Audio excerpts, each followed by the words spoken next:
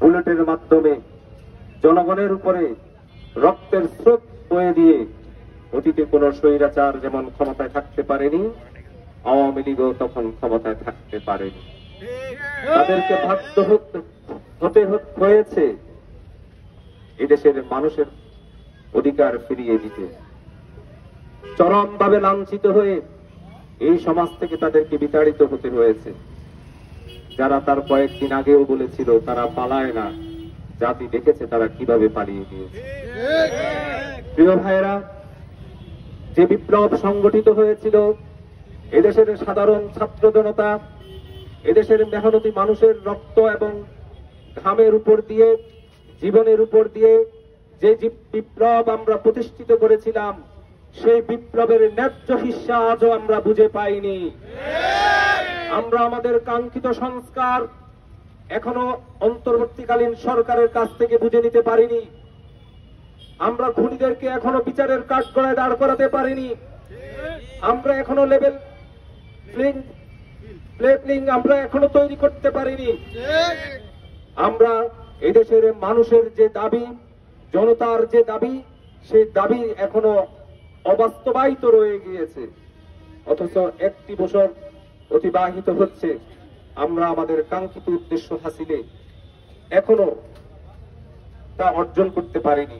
তাই আমরা সরকারের কাছে দাবি জানাচ্ছি, বাংলাদেশের মানুষ অধীর আগ্রহে অপেক্ষা করছে, তারা তাদের ভোটাধিকার প্রয়োগ করবে, কিন্তু অবশ্যই তার আগে এই খুনিদের বিচার করতে হবে। কোন খুনিকে বাইরে রেখে বাংলাদেশে কোন নির্বাচন নয়।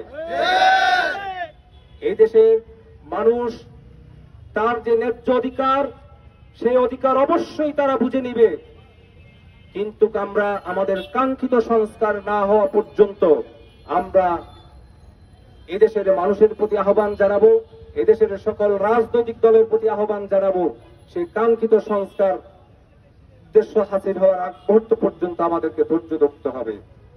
আমরা এক ফ্যাসিস্টকে বিদায় করে তদস্তরে আরেকটি ফ্যাসিস্টকে আমরা প্রতিষ্ঠিত করতে চাই না। আমরা জনগণের সরকার প্রতিষ্ঠিত করতে চাই। জনগণ ভোট দিয়ে, জনগণ তার পছন্দ মতো ব্যক্তিকে নির্বাচিত করে আগামী দিন যেন দেশের সুশাসন প্রতিষ্ঠিত হয়, আইনের শাসন প্রতিষ্ঠিত হয়, ন্যায় বিচার প্রতিষ্ঠিত হয়, সেই লক্ষ্যে জনগণের যে আকাঙ্ক্ষা, সেই আকাঙ্ক্ষার অবশ্যই বাস্তবায়ন করতে হবে। কিন্তু আমরা সাথে সাথে এই কথাটিও জানিয়ে দিতে চাই, সংস্কারের নামে, বিচারের নামে সময় ক্ষেপণ করার কোনো সুযোগ নেই।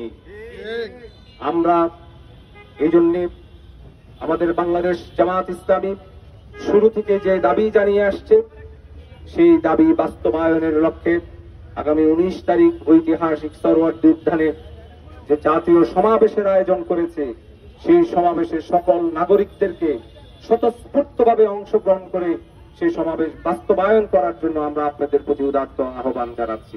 প্রিয় ভাইয়েরা, আমাদের 19 তারিখের এই সমাবেশ শুধু সুষ্ঠু একটি নির্বাচনের দাবিতে নয়, আমাদের 19 তারিখের জাতীয় সমাবেশ এই দেশের অস্তিত্বের সাথে মিশে রয়েছে।